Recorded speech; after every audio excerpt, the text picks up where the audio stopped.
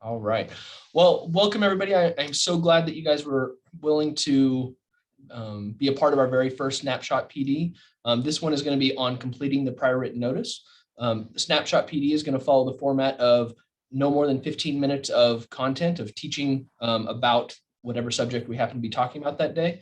And then it's going to have about 15 minutes of conversation and questions to help clarify or dig deeper into that topic. And so trying to keep it short, compact, so that we can be respectful of everybody's time while still getting some really important information out to everybody. Today's presentation is going to be on completing the prior written notice. This is going to have two companion documents that will be sent out along with the video. The participants today will actually get the companion documents right after this, this meeting. And so those documents are basically sister documents. One is about a 16-page document that goes really in depth into the prior written notice. It goes into every nuance and a ton of different examples and a lot of things that some people will find really fascinating, but ultimately isn't super practical for the everyday user of a prior written notice. That document will have a companion document that is a front and back that includes a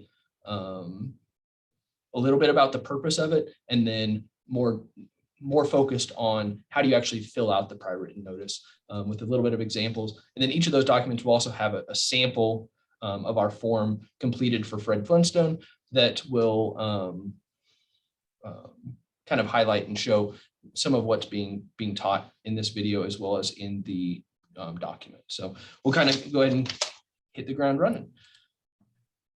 Maybe, there we go.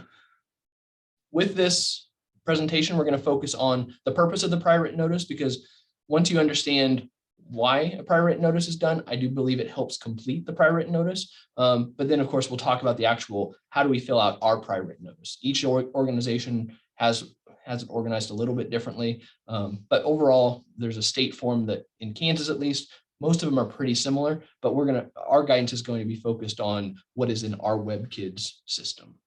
Okay. First of all, with the purpose of the prior written notice, the nitty gritty of it, the real detail of it is that the prior written notice is the school district's formal proposal or refusal to do something related to the education of a student with an exceptionality. So there's a 100 different things that can encapsulate. It can be about evaluation and identification. It can be about changes to the IEP. It can be about ending services. It can be about refusing a request from a parent that was related to any of those things I just talked about. But that's the whole purpose of this document.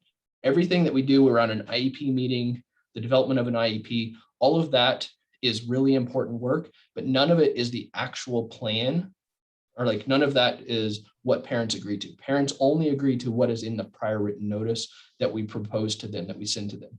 In theory, those two should be exactly the same, but the actual agreement is on that prior written notice document. So when they talk about an IEP being a contract, really it's the prior written notice that binds us to the services we're proposing and to what they accept. So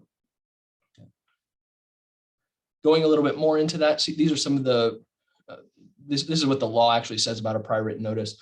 Prior written notice shall be given to parents of a child with an exceptionality within a reasonable time before the LEA proposes or refuses to do something. So that prior aspect of prior written notice means before we actually start something with that child, we're going to make sure that we have let parents know, and in the proper cases, gotten consent for those actions. So this is when we're initiating, changing identification, changing educational placement, or anything that has to do with the FAPE of a child. What are they needing to be successful in school? Anytime we're having discussions about that, that's when a prior written notice needs to be involved. This goes into just a little bit more detail of that. Some of the reasons why, of course, it helps everybody be on the same page. It provides parents with an opportunity to voice any concerns. But ultimately, it's about making parents informed of the decision that they're being asked to make and of the proposal that they're being asked to consider.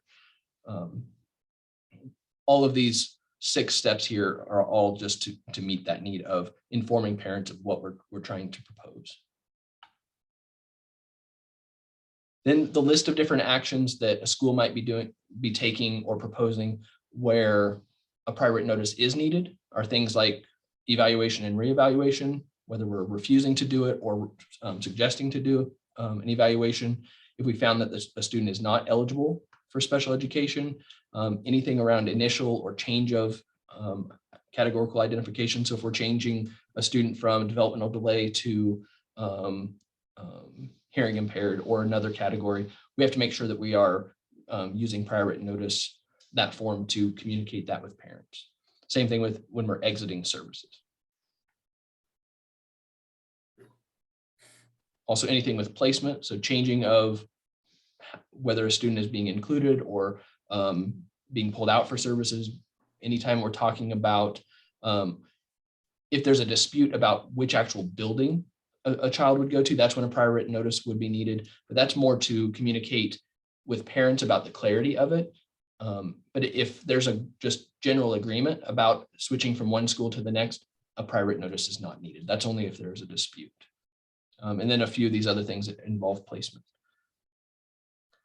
As well as the provision of FAPE. So anything related to the services, if we're making amendments, if we're changing services, accommodations, transportation, if a student is graduating, and if we're ending services, all those fall into this category.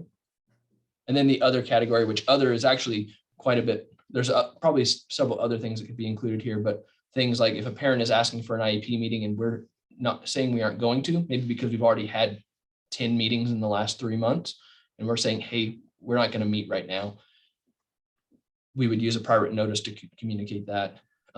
If a parent is revoking consent for the services that they've originally agreed to, we need to have a prior written notice that explains that, as well as refusal on our part to provide services to a student. So, and then at the age of when a kid changes from 17 to 18, they reach that age of majority, we have to let the parent and the child know, or the student know, that they are now the educational decision maker at that point.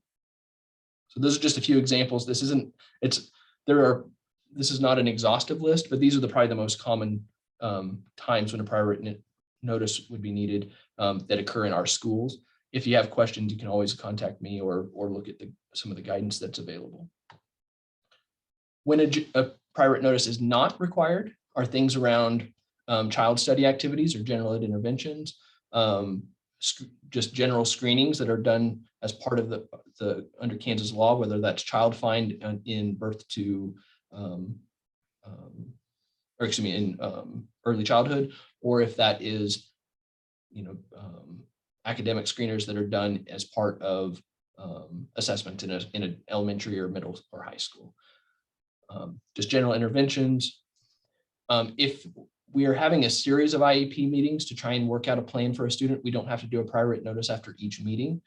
We can wait until we have a full plan to propose before we use a prior written notice in that case. Also things like change in course, change in classroom assignment, change in teacher. Those are not things that we have to inform parents of as a prior written notice. Of course, there's other communication that should be happening if we're making those changes, but from a special ed perspective, there's not. But from just a general functioning of a school, there is some communication that needs to happen. And again, just more in that list. So those are when we need a prior written notice, but what all has to be in a prior written notice? By law, there are 7 elements of a prior written notice that have to be a part of each prior written notice in order for it to be considered a legal prior written notice. These 7 things, our form, make sure has those. As long as you fill out each box, you will get all of these things. But in theory, a prior written notice can be just a letter that's written and sent to a parent, as long as it includes these 7 components. We definitely use a form as a cooperative, just because we want to make sure that we're consistent in how we're delivering these and make sure that we're not having to duplicate work from one meeting to the next. But ultimately, this prior written notice allows us to, or these 7 things really allow you to be very flexible in how you communicate with parents about the factors that need a prior written notice. Some other requirements, we have to provide it in a language that is that is written in language understandable to the general public. So try and avoid jargon, but it also has to be provided in the native language of parents. If we can't do that, we have to find a feasible way to do so. And then the biggest question around prior written notice, this reasonable time. Reasonable time is not defined in law, but KSDE's general guidance is that reasonable time is 10 days. And that's usually 10 school days. So if you have requests, if there are things that have happened, or if you've had a meeting and you aren't quite sure what the proposal will be, we still have 10 days to get that proposal figured out before we make any changes. So, okay, so that's kind of the general why we have a prior written notice, that purpose of the prior written notice. But now getting into the actual document that we have online, these are the 5 main sections of the prior written notice. First is the demographics, which is just that top part here. In our form, all of this part is filled in automatically. This date can be a little confusing. That date should be the date that you're filling out the proposal, unless it's for a meeting in the future, and then that date can't be before the meeting, because on this form is what we're proposing, well, or what the IEP team is proposing, but if the IEP team hasn't met yet, we don't know what that formal proposal is. And so this date on here, right here, needs to be no late or no earlier than the meeting date that you're having, but it can be any time after that. So if you meet and then you send the prior written notice the next day, you can use that current date in that spot. Okay. The next part are the check boxes. This is where a lot of people get heartburn about, because it just can get really confusing, because it's kind of wordy. There's 2 different sections of check boxes, and sometimes it can be confusing of which one do I need, which one do I not. The biggest thing to do is to think about what proposals or decisions are we trying to make right now with this document. And so sometimes what happens is we have an annual IEP and we'll mark whether your child was eligible for special education. Well, we didn't actually have that conversation at this meeting. So we don't really, and we didn't make any decisions about that. So we don't really need to mark that for an annual IEP. But it feels like we should, because they do qualify. We know we maybe have talked about their eligibility a little bit in the meeting, but we weren't really making the decision there. So sometimes what can be helpful is, we'll get down to the text boxes here in just a sec. Sometimes going and doing those text boxes first and then coming back up top can be helpful in trying to figure out which check boxes are correct. Ultimately, though, the check boxes are there just for you.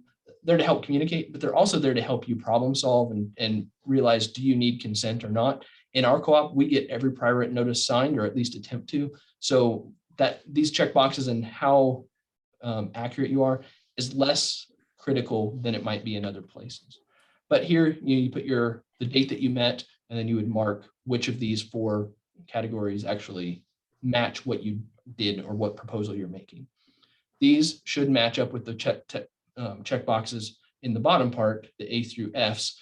A is, you only use A if you're actually talking about eligibility in the meeting, on an evaluation, and you've made a decision in that meeting about eligibility, and you mark these as appropriate. B is only that very first time you're introducing a student to an IEP. C is only if you're changing services. The difference between a material change and just a regular change is if it's more than 25% of a change. So you're changing from 100 minutes to 75 or less, or 125 or more, then that's a change in service.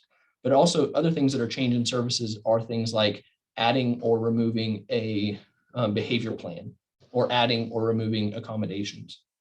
Those all count as services within the realm of special ed, or within the realm of this document.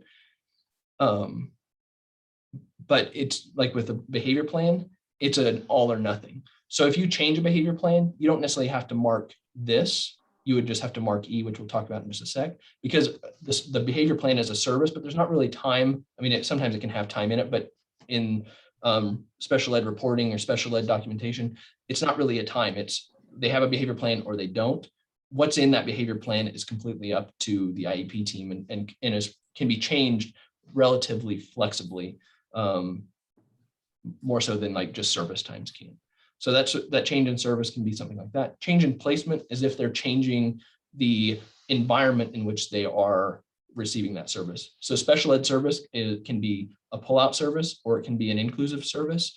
If we're shifting from one to the next, or we already have pull-out service, but we're going to add inclusive services, that is a change of placement. And again, substantial are they changing from more than 25% of their day is changing from one context to the next. E is anything else that doesn't fit into these categories, things like changing goals, changing PLEPs, any of that falls under E. And then F is if we're refusing to do something. In most cases, most providers are never going to use this one. This is usually reserved for administrators, school psychologists, because usually if we're making a refusal, usually there's a lot more people that are involved. Sometimes if it's a simple refusal, it may not be that big of a deal, but most refusals end up being a little bit more substantial than that. Okay. Getting into the text boxes, this can be kind of confusing. Sometimes people don't always know what to write. So hopefully some of the examples we'll share will help with that. Text box 1 is all about the actual proposal that we're making. What are we wanting to be different, or what decisions were made about that student? What are we proposing to have happen? In this case, in the example that's on the screen, it is proposed that Dory's IEP be amended to add a contingency plan to their IEP.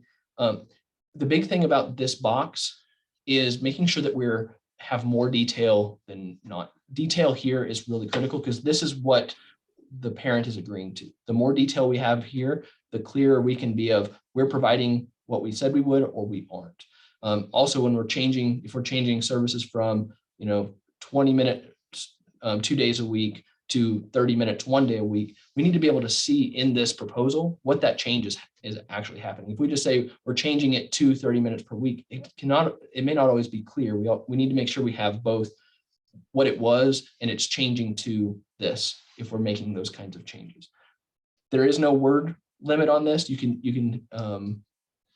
fill the entire box. You can expand the box as much as you need to, but really the more detail we have here, the better. And this is just about what's actually being proposed. Box 2, sometimes I see in box 1, like people trying to justify the proposal, but really that's what box 2 is about. Box 2 is the why for that proposal.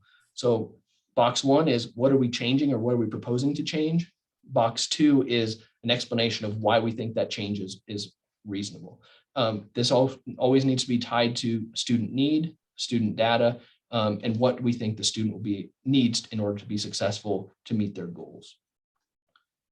Box 3, this is where we always have to consider other things besides what we've chosen. We have to, because we can't just walk into a meeting and say, we're only going to consider this. So this box 3, this is where we can outline other considerations. It might be the complete opposite. A student is getting speech service. We considered removing speech services, but we decided not to because of a continuing need in the area of speech and language. It can be that opposite. It might be a different amount of the service. We're proposing 100 minutes, and the other options were 50 minutes and 150 minutes. We decided to not choose either of those because 100 minutes matches his schedule and will allow him to make progress towards his goal. This box is it's basically box 1 and 2 combined, but just for what we're not going to do, what we considered and what we're not. One thing to consider, the reasons for rejecting a proposal can never be because we don't have it available or it's too expensive. It always has to be tied to student need and what the IEP team thinks is reasonable. So, okay. Box 4, this is where we put the data that was used to make the decision.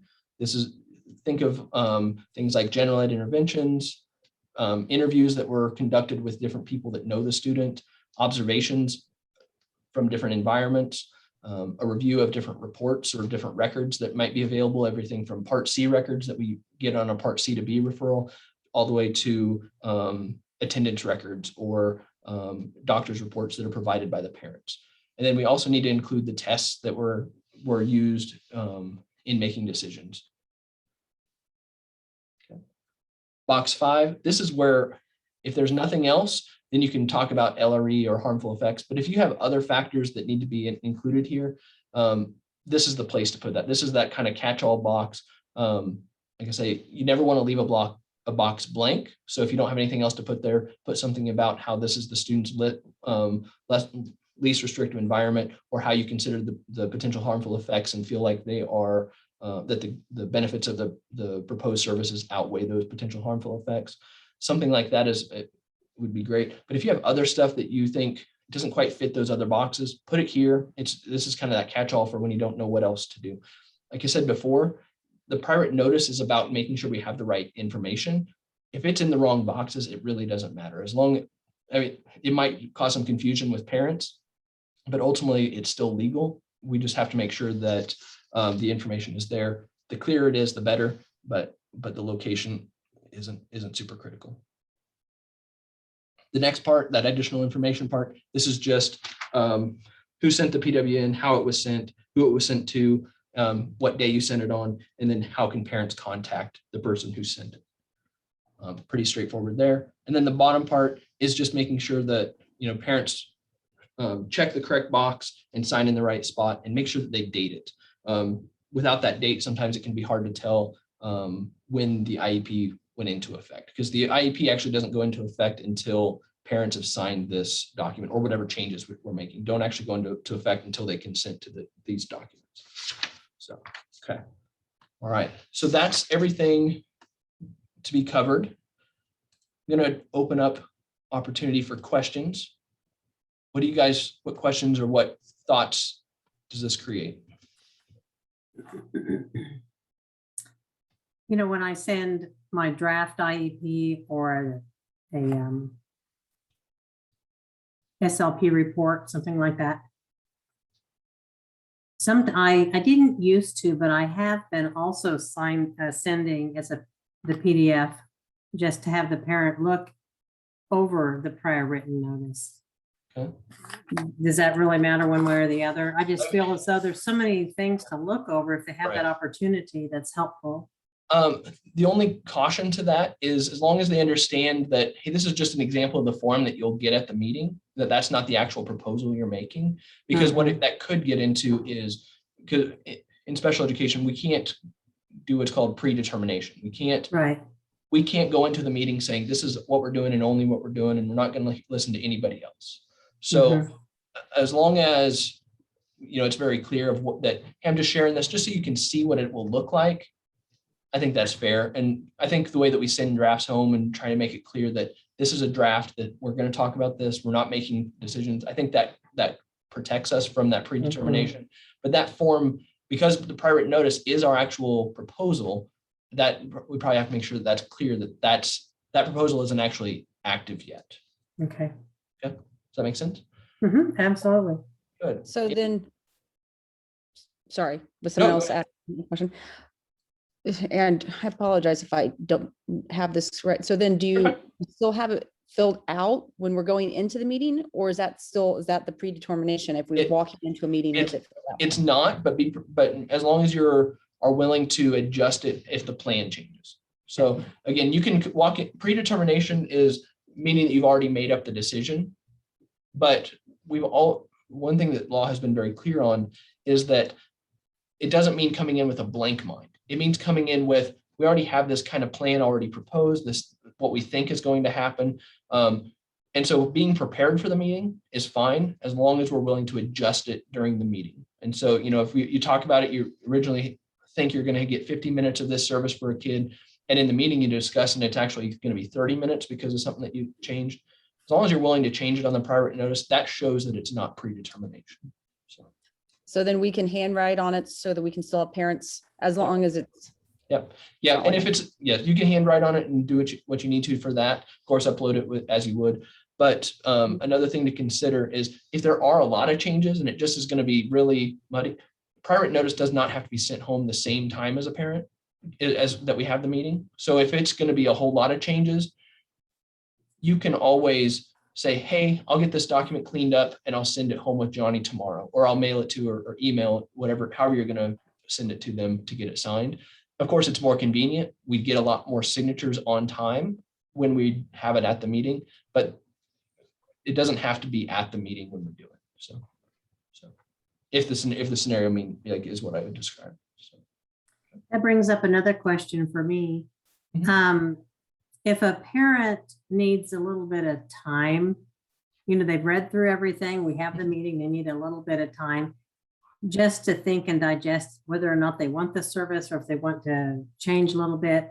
I mean, they don't have to sign it right then. I mean, as long as we're in that 60-day window, if they need more time, can they come back and sign it later or bring it back signed or something like that? Right. And actually, and so a couple points there. One, yes, when you make a proposal, a parent can take as long as they want to sign it. Technically, that proposal is valid for 10 days. Okay. If they don't sign it by that, then we can repropose it. So it's not a huge deal if they don't, but they can take it and get it signed at any point. Our other timelines, though, are bound by the meetings. So if we have an IEP, annual IEP is due tomorrow, we have the meeting today, and they're going to take the paperwork home to, like the prior written notice home to sign it, we've still met our obligation to meet as an IEP team and review it within a year. They can take all the time they need to make the decision about, are we going to make these changes active to the plan? Does that make sense? And then, so same thing with a 60-day timeline you're talking about for an evaluation. Okay. If we've had the meeting and we've had the determination as an IEP team or as an evaluation team that this child is eligible, we've developed an IEP that we've shared with that parent, we've met our obligation to that timeline. Then it's just a matter of them taking the time to make a decision if they're going to accept it or not. So our obligation is to the holding of meetings and making proposals that we are, if they decide not to sign it, then that doesn't count against our timelines. Does that also stand for Part C and their birth dates? I was just going to ask that, Lynette. Part C, again, because it's a matter of if we have to hold the meetings by that point. Okay. Again, if they decide to take more time to make that decision, but we just have to have an IEP that we've put in place. And for us, that means that we've proposed. We have to have an IEP that we've proposed to the parent by their 3rd birthday. Okay. Okay. All right. Great questions. And the It prior written takes a notice is while. one of the most complex documents because it really can be used for so many things, and we end up using it for so many things to communicate all these different types of adjustments or changes or decisions that were made. But once you get down to the detail of any time we're talking about that things, we just have to provide a written notice to parents before we can make any changes and to let them know about certain things. Once that, then it's just a matter of which things fall into that category. And that's where hopefully this training will help clarify. Charisse, you had a question, I think. So if we have a parent considering and not signing things while they're considering proper goals, or if they like what we've said, is it still appropriate to go ahead and start working with the student on those goals and things we've proposed, or do we actually need to wait? For somebody that doesn't have it, like it's their very first IEP, we have to wait until they sign that, because that's them signing is what gives permission for the IEP to take place. So we just would stick with what they're doing until. Well, yeah. So 2 things. So if it's a brand new student, in your case, it's a 3-year-old that you just got from Part C, and parents taking the paperwork home to think about it, we can't start any services until they sign that paper and return it. If it's a 4-year-old who's already been in service, we can continue with the old IEP until they sign consent for the changes that we wanted to make.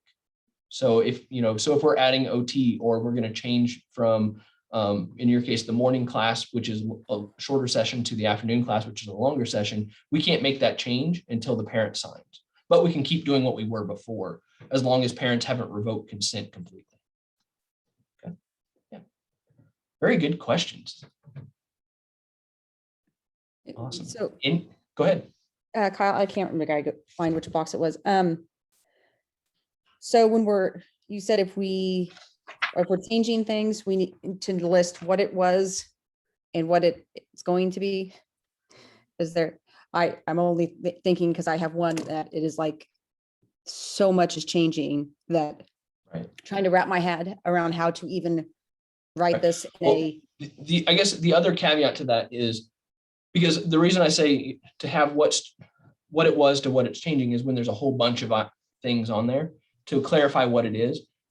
The other thing that can be done instead of going into that level of detail is outlining the entire proposal again. So going back, this is proposed as this.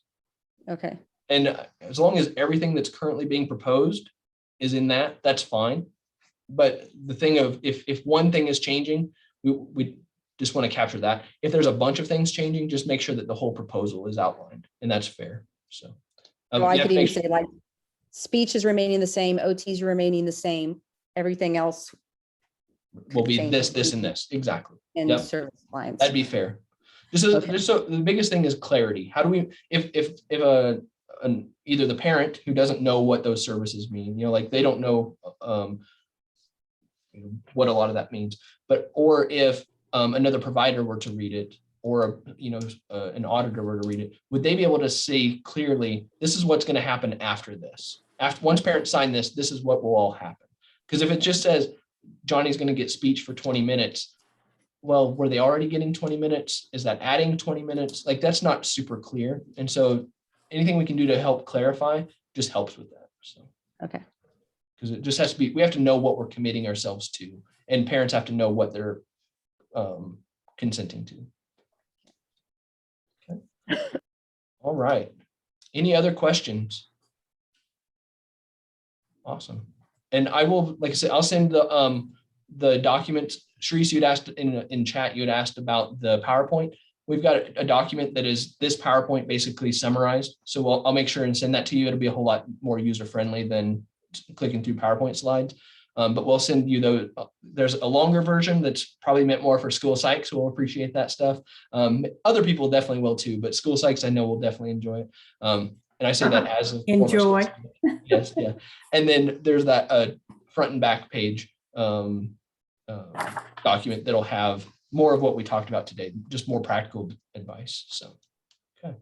Well, thank you all for being a part of this first Snapshot PD. You guys are going to be famous and on YouTube probably here in just a little bit. So, Oh, no.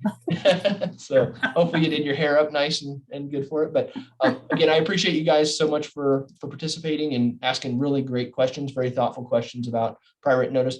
And of course, as things are coming up, if you have questions of, hey, what is this supposed to mean? Reach out and we definitely would be able to talk through scenarios with you. The prior written notice is very complex. People that have been in special education for 20 and 30 years still have trouble with this document because you get used to using it for one purpose and then all of a sudden a purpose changes and you're like, well, now what do I do? I mean, it can be a little complex. So always feel free to problem solve with us if you need to. So Well, thank you for doing providing the this. opportunity. absolutely. Oh, and our next Snapshot PD is going to be next month. I think it's going to be the 3rd of November, and it's going to be on para supervision. Lindy is going to be leading that. We'll send out more information on it here soon. so will they always be like the first Wednesday? Well, not that they just happen to be this time. I've been trying to pick different days of the week just because we know different availability for different people. So these two just happen to be that way. But as we are having a more, like once we get more of a cadence with this, I expect to be different days of the week. So, but it'll always be 3:45 to 4:15 just because our latest schools don't get out of school until 3:30. And I want to make sure that people have an opportunity across the co-op to participate. So, And the only reason I was asking is because our PLC is the first Wednesdays. So I ran out of the PLC to get up to this one. gotcha. Yeah, no worries. And again, if we need to, then like I said, I don't expect them all to always be on Wednesdays. Some of them might, but also know we will be sharing video and whatever materials we share from it are the intent of this is for those that can make it great, but for those that can't, it's going to be archived and in a way that people can still learn from it. So, all right. Well, I appreciate you guys. You have a great rest of the day and I'll see you later.